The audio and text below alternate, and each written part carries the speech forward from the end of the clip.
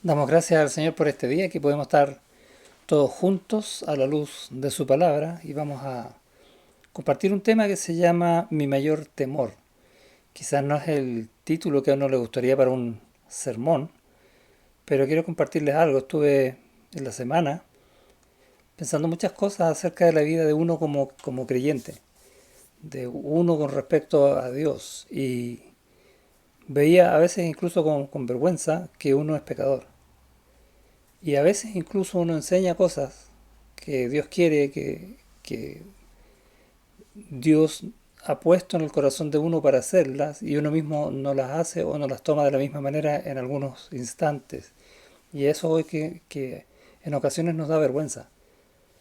Y ese es un temor de ser descubiertos pecadores, pero la verdad es que somos pecadores y no podemos pretender ser lo contrario tampoco, porque eso también es caer en orgullo y ahí tenemos otro pecado. Entonces, ¿cómo hacemos? Y esa era mi pregunta. Veía la escritura y decía, ¿cómo decido vivir mi vida delante de Dios para ser agradable a Dios? Y reflexionando en esto, un salmo me hizo ver esta verdad, un salmo de David, para compartirla con usted. Muy probablemente tú te has preguntado estas mismas cosas y quiero compartirla para que tengamos una respuesta de Dios para tu corazón y para el mío. Vamos a orar. Señor, gracias por tu palabra que nos enseña todo. Y aún en situaciones que a veces nos pueden complicar, como dudar de nuestra capacidad moral, o si estamos haciendo lo correcto, o si nos vamos a equivocar. Esos temores que son lícitos que tengamos porque no queremos fallarte, porque tú has puesto en nuestro corazón el agradarte siempre porque te amamos, porque tú nos amaste primero. Y rogamos hoy que hables a nuestro corazón, que nos des el descanso que necesitamos para seguir confiando en ti, descansando nuestras vidas en ti, buscando aprender de ti para fallarte cada vez menos. Te rogamos eso en el nombre de Jesús. Amén. El Salmo 6, que fue leído, comienza con una situación muy triste. De hecho, el Salmo es triste en sí mismo. Es un salmo de arrepentimiento, mejor dicho. Que es de David, dice al músico principal en Nejinot sobre Seminit, Salmo de David. Estas palabras, Seminit, es como un instrumento de 8 cuerdas. Y comienza así, dice, Jehová, no me reprendas en tu enojo, ni me castigues con tu ira. O sea, hay una situación de conflicto entre David, o el siervo, y Dios. Y es muchas veces la situación, como les comentaba, que uno empieza a pensar hacia atrás las cosas que no ha hecho bien y cuántas veces nos hemos encontrado en esto mismo. Y a veces uno se pregunta, ¿y he visto yo el enojo de Dios en mi vida? Y a veces no es así porque Dios también nos tiene paciencia. Pero hay momentos en que llegamos a esto y la pregunta entonces es, ¿cuál es mi mayor temor? ¿Que Dios esté enojado conmigo? Es un buen motivo de temor. Versículo 2, ten misericordia de mí, oh Jehová, porque estoy enfermo. Sáname, oh Jehová, porque mis huesos se estremecen. Mi alma también está muy turbada. ¿Y tú, Jehová, hasta cuándo? Y en este salmo se muestra el dolor del siervo de Dios ante una situación de pecado. Y uno se pregunta, ¿por qué tenemos que llegar a eso? ¿Por qué pasamos por dificultades, por enfermedades a veces graves? Como si Dios se apartara de mí. Y uno entiende que el pecado obviamente nos aparta de Dios. Pero a veces también Dios va a obrar en nuestras vidas, probándonos y probándonos a veces duramente, para que podamos aprender algo que de otra manera es imposible que lo hagamos, porque nuestro corazón aún no está preparado o simple y llanamente no quiere. Y tenemos que empezar a reconocer esas cosas, reflexionar en nuestra vida todo lo que Dios está haciendo en nosotros y qué es lo que quiere. Él quiere ir mucho más allá y hay esperanza mucho más allá. Y eso vamos a ver ahora en este salmo. Ahora, este salmo es muy paralelo con el Salmo 30 y vamos a estar entre esos dos viendo lo que Dios tiene para nosotros hoy. Este salmo muestra, como les decía, el arrepentimiento y el dolor de la disciplina divina sobre David. ¿Por qué? Porque hay una situación de pecado. ¿Qué pecado? No lo dice. La enseñanza apunta a la importancia de seguir siempre la voluntad de Dios, que aquí no se hizo. Y una primera enseñanza justamente es: más vale orar por hacer la voluntad de Dios que estar orando por las consecuencias de no haberla seguido. Y entonces tenemos un buen comienzo entonces para orar: Señor, ayúdame a hacer tu voluntad, a verla y a no errar, no equivocarme, para no estar después pidiendo: Señor, líbrame de todo lo que me está pasando por causa de haber hecho lo contrario.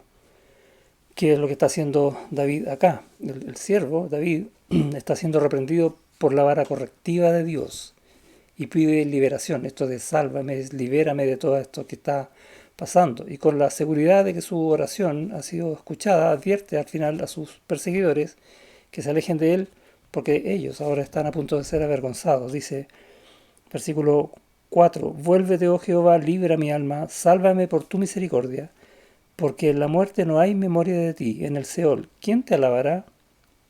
Y está hablando de esta situación de enfermedad a punto incluso de morir, de ya no poder alabarlo mientras esté en esta vida.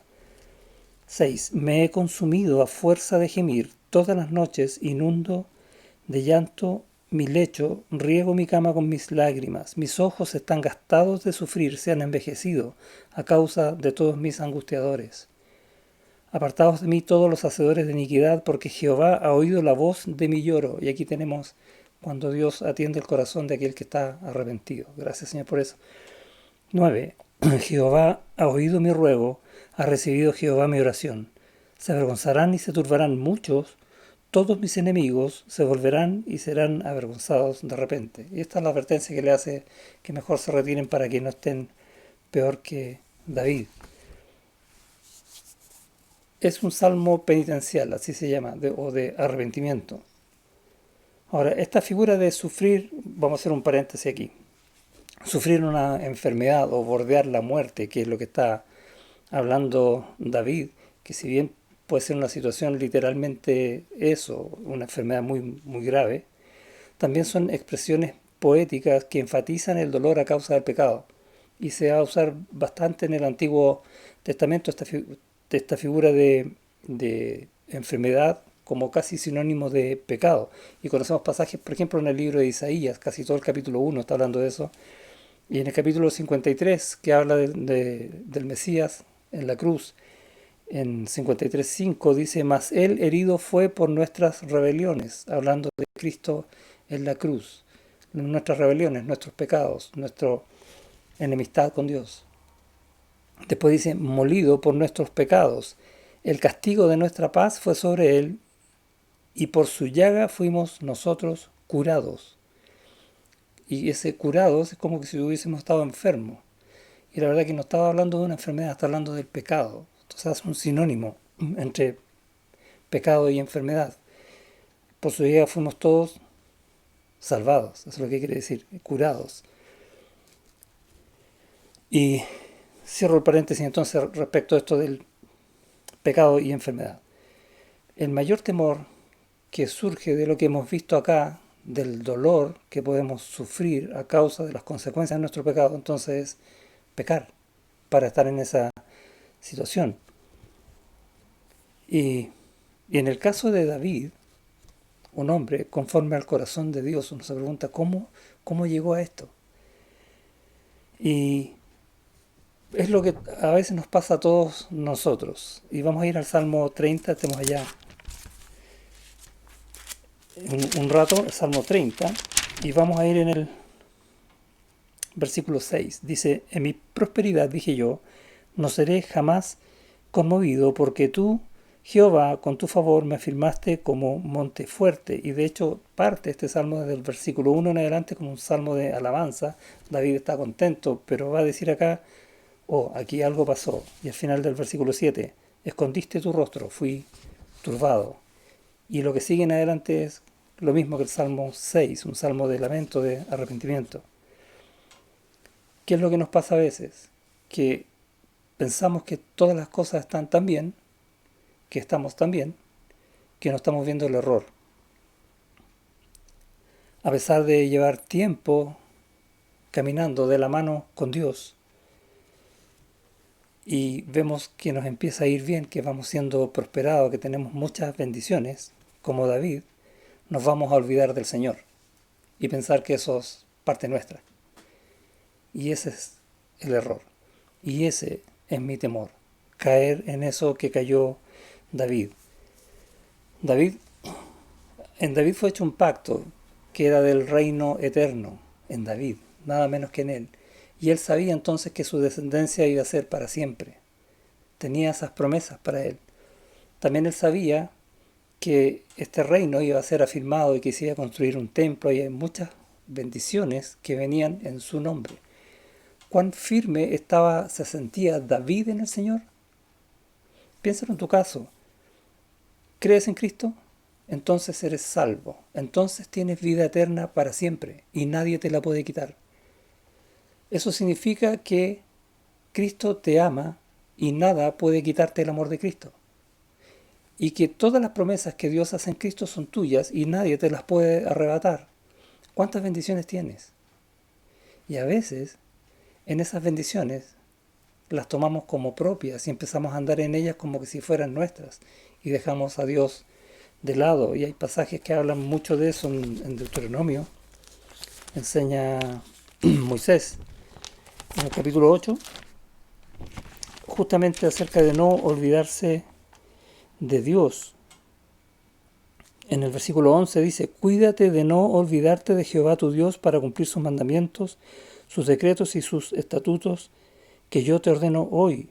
No suceda que comas y te sacies y edifiques buenas casas en que habites, y empieza a decir, y todas las bendiciones que te van a llegar, y se enorgullezca tu corazón y te olvides de Jehová tu Dios. Y es casi como una tendencia que tenemos nosotros. Y este salmo nos muestra eso en David y nos ayuda a abrir nuestros ojos a estas situaciones cuando nos cuestionamos esto de estar mal por causa de un pecado. ¿Cuál es mi temor? Y el temor al final es ese, en creer que las bendiciones son por uno, y no. Las bendiciones son del Señor porque Él las quiere dar, no porque uno las merezca. Las promesas son del Señor porque Él las quiere cumplir, no porque nosotros seamos algo especial. Y si nosotros somos algo especial es porque Él ha querido que seamos especiales para Él, no porque merezcamos algo. Y a veces damos vuelta a esas cosas. Y realmente hay que temer a eso. Lo más probable es que David haya sido castigado porque él realizó un censo que no debió haberse hecho. Esto aparece en el primer libro de Crónicas, en el capítulo 21.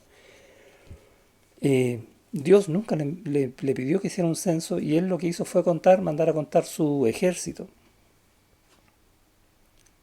Muchas veces nosotros podemos desear hacer cosas que el censo en sí, para cerrar el punto ese, en sí no es malo. De hecho, Moisés, y vemos en el libro de Números, censó al pueblo y censó a los varones que estaban para la guerra, e hizo todo eso porque Dios se lo pidió. Entonces, el censo en sí no es malo. Lo que es malo es hacer las cosas cuando Dios no te las pide. O no hacer las cosas cuando Dios sí te las pide. Nosotros como iglesia, por ejemplo, podríamos pensar en hacer un retiro. Y hacer un retiro es bueno, y hemos hecho algunos y han sido muy, muy lindos.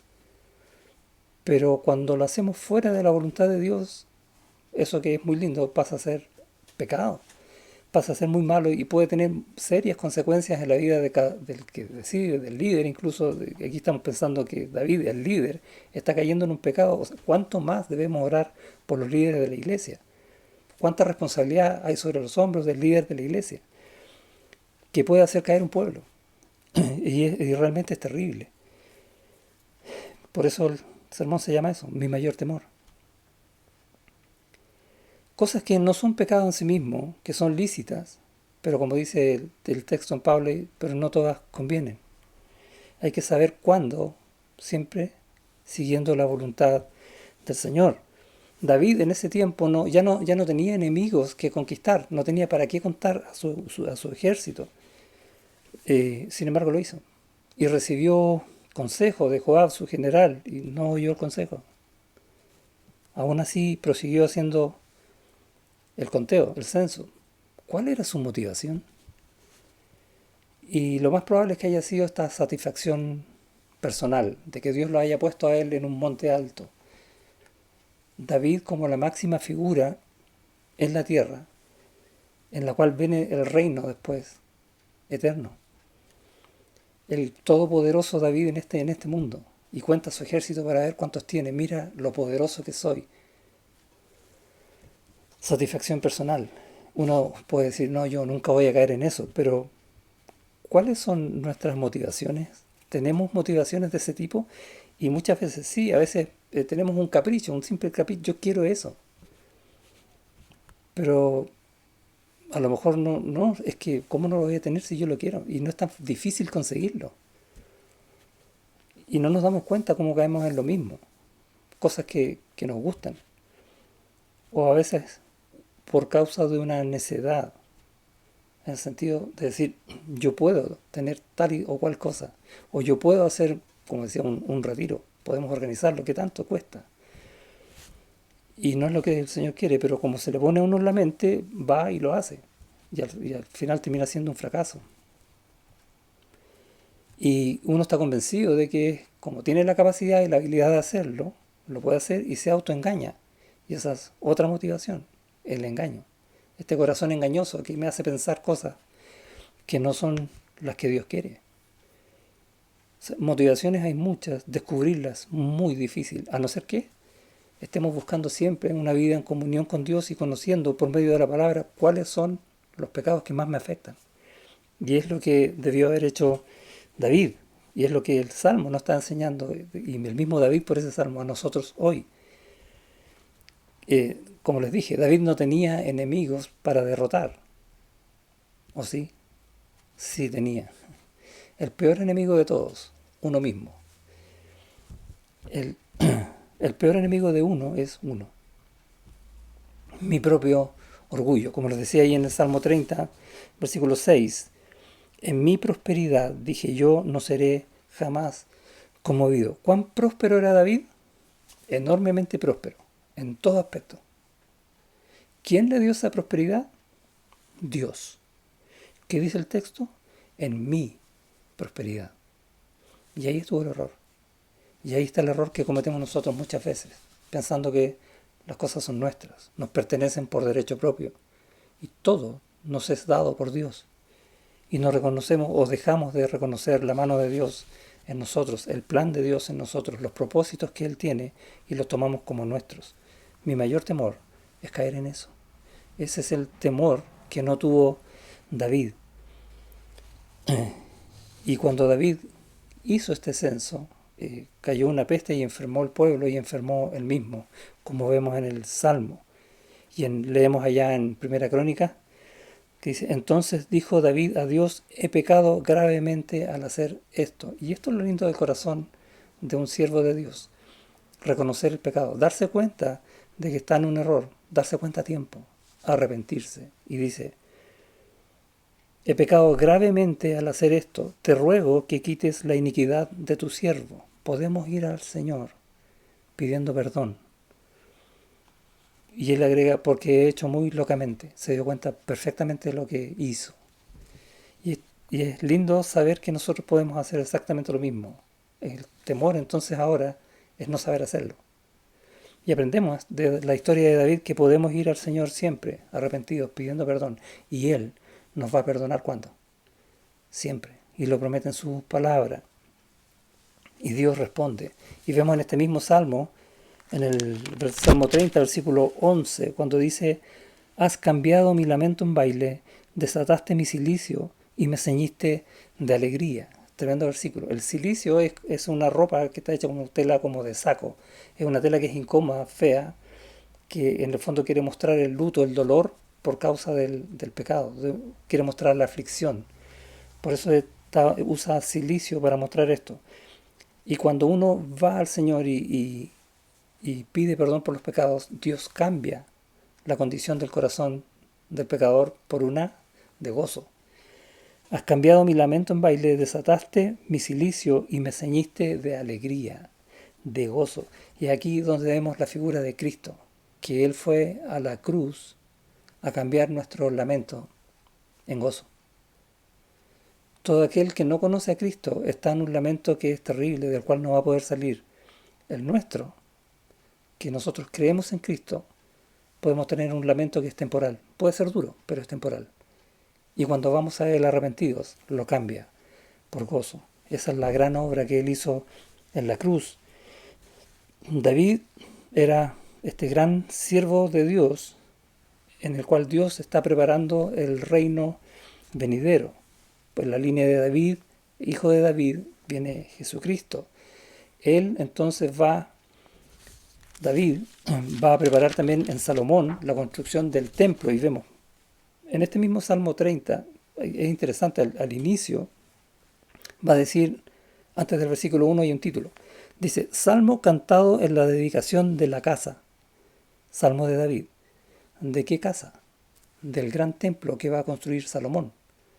Y este salmo es un salmo de alabanza después de haber salido de este pecado, de haber sido perdonado por esta mala decisión, donde Dios preparó el corazón de David para hacer esta obra, preparar el terreno en donde se iba a construir el templo, la dedicación del lugar donde se iba a construir el templo. Eso también aparece ya en el primer libro de Crónicas. Y vemos esta respuesta contundente de Dios en un corazón compungido delante de Él. Y el templo es el lugar donde se van a congregar los consagrados de corazón al Señor. No es cualquier persona. Hoy día el templo del Espíritu Santo, ¿cuál es? Nosotros, cada uno de nosotros, consagrados al Señor. Es la misma figura. Entonces, ¿qué va a hacer Dios? Cuando estemos en situación de pecado, nos va a compungir, nos va a apretar, nos va quizás a enfermar, para que busquemos arrepentimiento y el templo del Espíritu Santo vuelva a estar consagrado a Dios otra vez, desatando el silicio y llenándonos de gozo. La figura que tenemos ahí en el Salmo. Si tenemos esperanza, ¿cuál es el temor? El temor es grande, pero tenemos una esperanza que es aún mayor. La bendición de Dios que vemos, por ejemplo, en David, que vemos en nuestra vida, no es para tener una posición, como David era el rey, ¿no? David, el gran siervo de Dios, un hombre conforme al corazón de Dios. Uno dice, ¿qué gran posición tenía David? No se trata de ganar una posición, ni tampoco de ser bendecido para disfrutar las bendiciones, que sí, Dios te da posiciones y te da bendiciones para que las disfrutes, pero no ese es el fin. El fin es que todo lo que haga Dios, donde Él te ponga una posición, por ejemplo, un pastor o un encargado de algún ministerio, un servidor de la iglesia en el lugar que sea, para bendecir a otros. La finalidad de Dios de darte bendiciones es para que las disfrutes bendiciendo a otros. Las bendiciones son para hacer, no son para guardárselas. Y eso es lo que pasa a veces que no lo entendemos y pensamos que las merecemos, que era el error que cometió David en ese famoso versículo que les dije recién, el 6, en mi prosperidad dije yo, oh, qué grande soy, qué bendecido soy. No, ese es un error. En mi prosperidad, no es mía, es la prosperidad que Dios me da, en las bendiciones que Dios me da. ¿Cuánta bendición puede derramar Dios sobre otros? Esa es la gran pregunta. Las bendiciones son para hacer más bendiciones. Mira al Salvador, que vino a ser siervo, a morir en completa obediencia para dar toda bendición. Ese es nuestro tremendo ejemplo. Ese ejemplo tenemos que seguir. Nosotros no venimos a ser servidos, venimos a servir como Él lo hizo, para ser de bendición. Y la gran pregunta entonces es, ¿qué estás haciendo con todo lo que te ha bendecido Dios hasta hoy? Anótala. ¿Qué estás haciendo ahora con todas las cosas con que Dios te ha bendecido hoy? ¿A quién estás bendiciendo con eso? Esa es la forma de no caer nunca y que el temor desaparezca. Tenemos historias en la Biblia que hablan de esto. Hay, por ejemplo, la del hijo pródigo que le pidió la herencia al padre por adelantado, como casi diciendo al padre, muérete, yo quiero todo lo mío.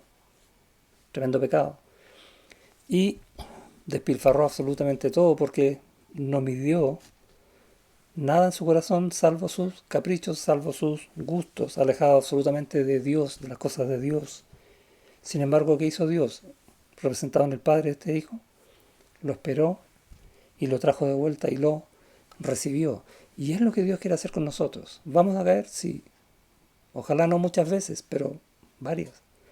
Pero siempre tengamos claro que Dios siempre te va a querer recibir de vuelta y restaurar tu condición para bendecirte de nuevo. ¿Para qué? Para que puedas ser de bendición para otros y quizás consolar a otro que esté cayendo en la misma situación. Dios siempre te va a querer usar. Dios va a preparar de esa manera tu corazón, como preparó el corazón de David. Leíamos en el Salmo 6, es muy duro leer la situación de dolor, de enfermedad, de necesidad de ser librado, pero a veces esa condición nos hace darnos cuenta realmente del valor de la misericordia de Dios y de la bendición que Él nos está dando. De otra forma quizás no lo vamos a ver. Y de esa manera va preparando nuestro corazón entonces para gozarnos de la verdad de Dios, del amor de Dios, de la bendición de Dios, del poder de Dios y poder ser usados no para dedicar un templo como lo hizo David, ¿no? Pero sí dedicar toda nuestra vida al Señor. Y yo no sé en qué te va a usar Dios, pero sí sé que va a ser en su voluntad. No importa cuán grande sea la obra que Dios haga por medio tuyo. A lo mejor ni siquiera alguien se va a dar cuenta, pero Dios sí. Y eso tiene un enorme valor. Y eso es lo que debe mover nuestro corazón, como lo hizo con David.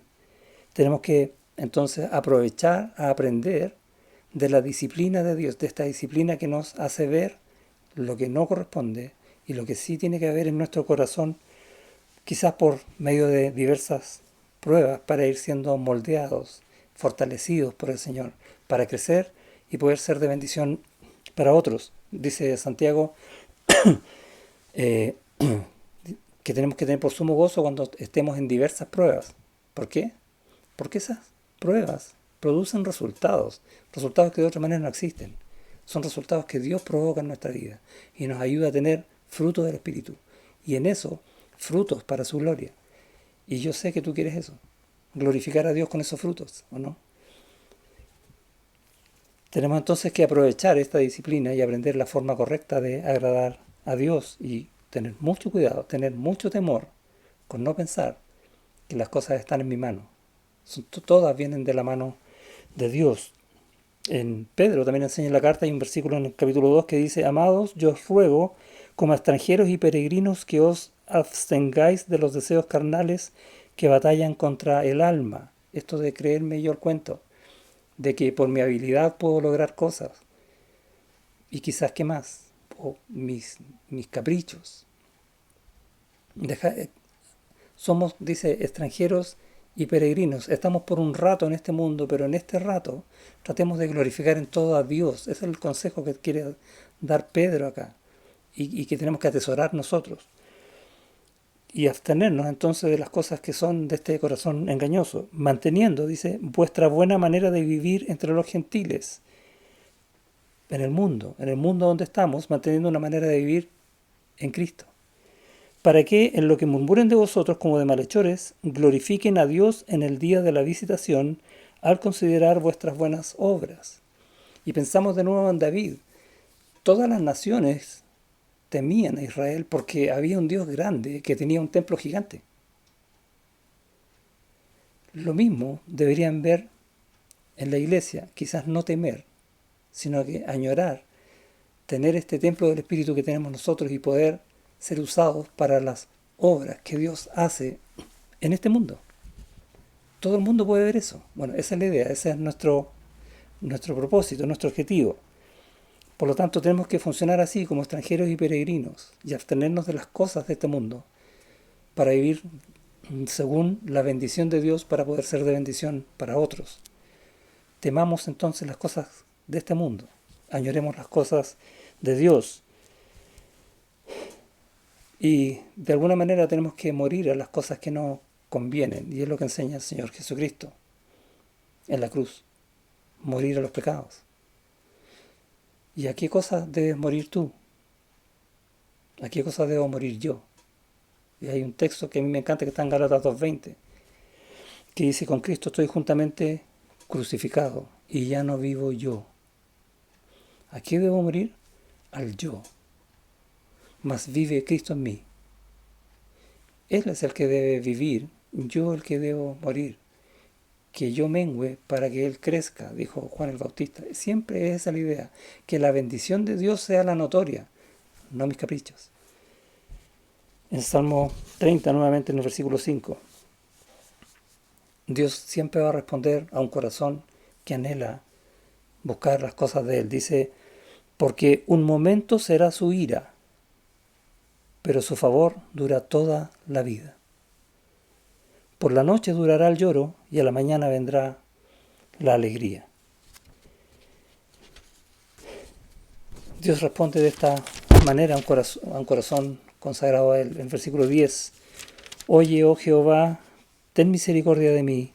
Jehová, sé tú mi ayudador. Que todo en mí sea de Él, para que Él sea mostrado en mí y en ti.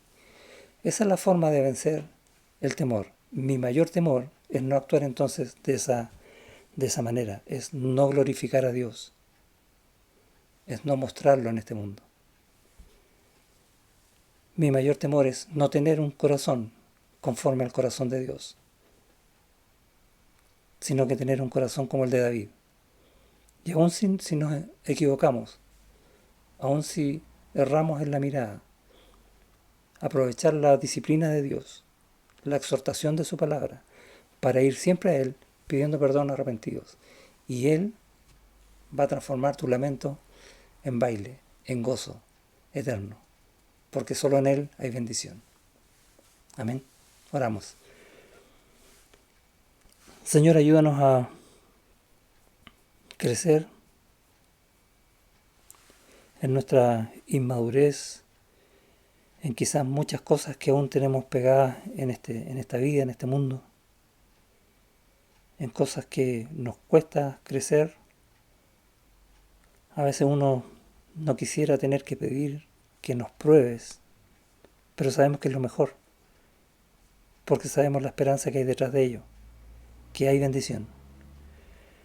Y queremos hoy día ser valientes en esto y declarar que en nuestros pecados necesitamos de tu misericordia, de tu ayuda, como dice el Salmo, sé tú nuestro ayudador, para que nos pruebes, para que nos disciplines, para que nos ayudes a abrir los ojos cada vez más a las cosas que sí convienen y a tu voluntad, a mirar lo que tú quieres de nosotros como iglesia. Y cuando hablo de nosotros como iglesia, hablo de nosotros, cada uno de nosotros, en todo tiempo, porque en todo tiempo somos tu iglesia. Ayúdanos a mostrar a Cristo en todo. Suena corto decirlo en una frase, pero sabemos que no es tan fácil. Por eso necesitamos tu ayuda. Ayúdanos a ayudarnos nosotros mismos, en oración, en consejo, en buscar en tu palabra, en compartir experiencias, nuestros temores, afirmarnos en tu palabra, en tu amor, en tu misericordia. Te rogamos, Señor, que nos ayudes en tus bendiciones a ser de gran bendición para todos. En el nombre de Jesús. Amén.